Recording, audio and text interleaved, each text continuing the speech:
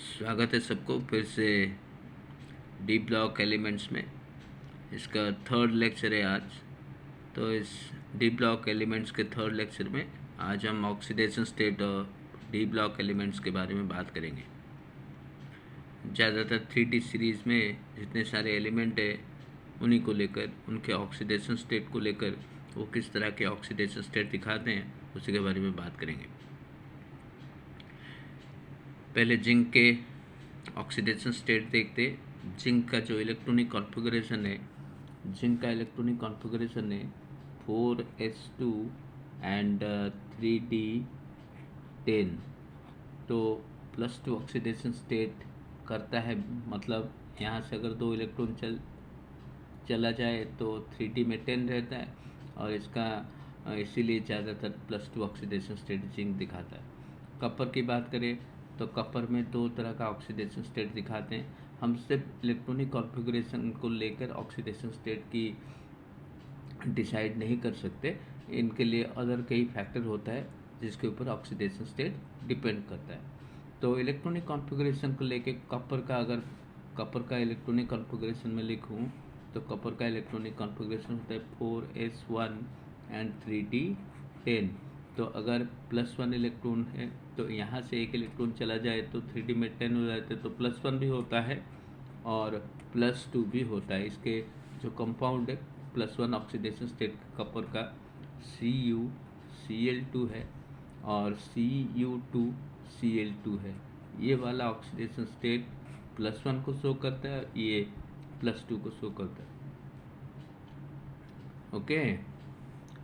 निकल का oxidation state +2 होता है। कोबाल्ट का ऑक्सीडेशन स्टेट +2 और +3 होता है। आयरन का 2 ऑक्सीडेशन स्टेट होता है, जैसे +2 और +3। आयरन की कॉन्फ़िगरेशन लिखा जाए तो 4s2 एंड 3d6 होता है, और +2 इधर से 2 हट जाए तो +2 ऑक्सीडेशन स्टेट दिखाते हैं। सिर्फ यहीं पे रुकता नहीं, वो यहाँ से एक इलेक्ट्रॉन दे तो हाफ फील्ड हो जाते हैं, 3d5 सिस्टम हो जाते हैं। +2 और +3 2 ऑक्सीडेशन स्टेट आयरन के दिखाते। मैंगनीज आयरन का अगर कंपाउंड के बारे में बात करें तो आयरन FeCl2 भी बन सकता है, FeCl3 भी बन सकता है, फिर Fe2O3 भी बन सकता है, और Fe3O4 भी बन सकता है। ये 2 का है, ये 3 का ऑक्सीडेशन स्टेट है। ये 2 का ऑक्सीडेशन स्टेट है, ये 3 का ऑक्सीडेशन स्टेट।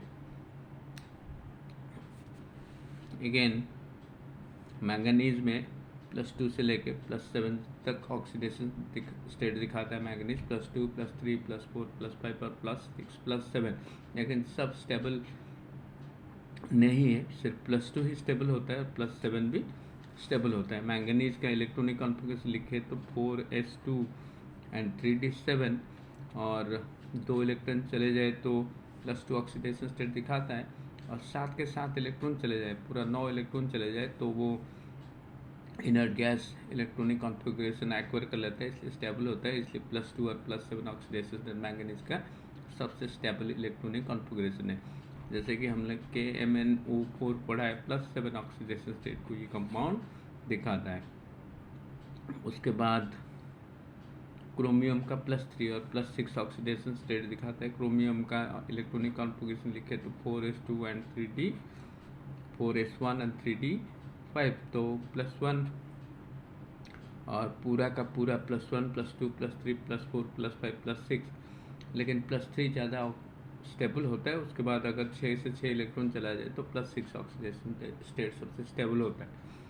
वैनेडियम में +5 ऑक्सीडेशन स्टेट, टाइटेनियम में +2 +3 +4, लेकिन +4 जो है वो ज़्यादा स्टेबल होता है। स्कैंडियम का इलेक्ट्रॉनिक कॉन्फ़िगरेशन लिखे तो 4s2 एंड 3d1 होता है, तो ये तीनों के 3 इलेक्ट्रॉन लूज करके +3 ऑक्सीडेशन स्टेट शो करते हैं। जो राउंड मारा है इसमें वही उसका स्टेबल ऑक्सीडेशन स्टेट है, जैसे स्कैंडियम में +3, टाइटेनियम में +4, वैनेडियम में +5, क्रोमियम में +3 और +6, मैंगनीज में +2 और +7, आयरन में +2 एंड +3, कोबाल्ट में +2 एंड +3, निकल में +2, कॉपर में +1 +2 एंड जिंक में +2।